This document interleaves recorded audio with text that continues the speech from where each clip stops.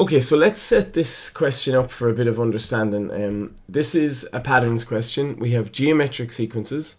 Now, some geometric sequences ascend, they go up, like so we have 1 and a common ratio would be, let's say 3, and then we multiply that by 3 and we get 9, and multiply that by 3 and we get 27, and multiply that by 3 we get 81, and so on. So it goes up.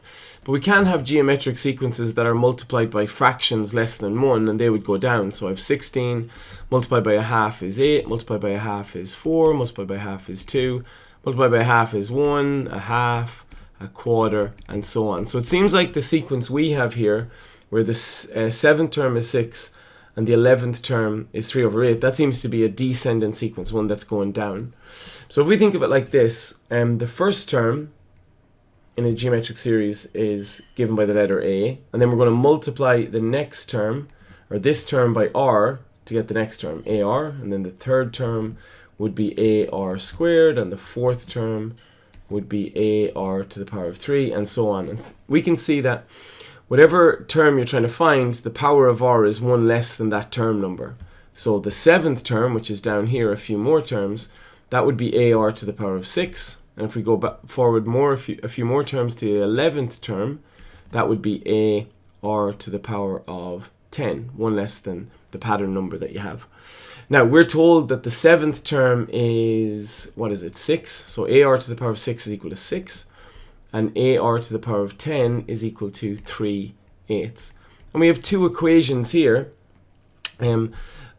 simultaneous equations, because they have two variables and there's two equations that we can solve for A and R.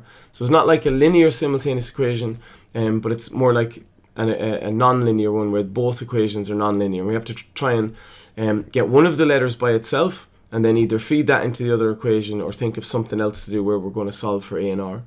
Now, maybe what we should do is just to show that I'm setting this up from a reasoning and an understanding point of view, but like it's a formula question. Here's the formula in our maths tables. Tn is equal to A Rn minus 1. So if you know that the 7th term, term 7, is equal to 6, you just fill n equal to 7. So we have A times R to the 7 minus 1 is equal to 6. A R to the power of 6 equals 6. And that's what we have up here, but just up here we did it in a more common sense way. Okay, let's have a look at the 11th term is 3/8. So again, fill it into the formula. T11 is equal to 3/8. And so I have AR11 minus 1 is equal to 3/8. AR to the power of 10 is equal to 3/8. And again, we had that with a kind of a common sense understanding up here. So what's the best thing to do here? Well, when I look at the two of these and I'm trying to solve, what I'm going to do is I'm going to get A by itself in the first equation. Let's call this equation A, capital A. And so in equation A, I'm going to get A by itself. I'm going to say A is equal to 6 over R to the power of 6. And then in equation B, let's call this one equation B, I'm also going to get A by itself. I'm going to say A is equal to 3 over 8. And I'm dividing both sides by R to the power of 10. Okay, so A is equal to, and let me get purple pen here, A is equal to this from equation A, and A is equal to this from equation B. And if A is equal to both those things, then those things are equal to each other. So up here, I'm going to say that 6 over R to the power of 6 is equal to 3 over 8R to the power of 10. And probably the best thing here is to cross multiply to get rid of the fractions. So 3R to the power of 6, or actually let's say 6 times 8R to the power of 10 is 48R to the power of 10 is equal to 3R to the power of 6. I'm going to divide both sides by R to the power of 6 so that I have 48R to the power of 4 is equal to 3. Divide both sides by 48, so R to the power of 4 is equal to 3 over 48. And then R is equal to the 4th root of 3 over 48.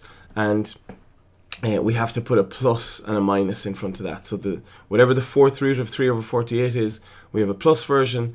And if you have a minus number to the power of 4, it would also give 3 over 48. So they're the two solutions to this equation. Okay, so to look at the type solution, because sometimes it's nice to see how you might do a question differently from one sitting of it to another sitting. So when I did this question initially, I did it in much the same way. So we have a formula in the formula book for a geometric series. So Tn is equal to AR n minus 1. I knew that the seventh term is 6, so I subbed 7 into the formula and let it equal to 6. I call that equation 1.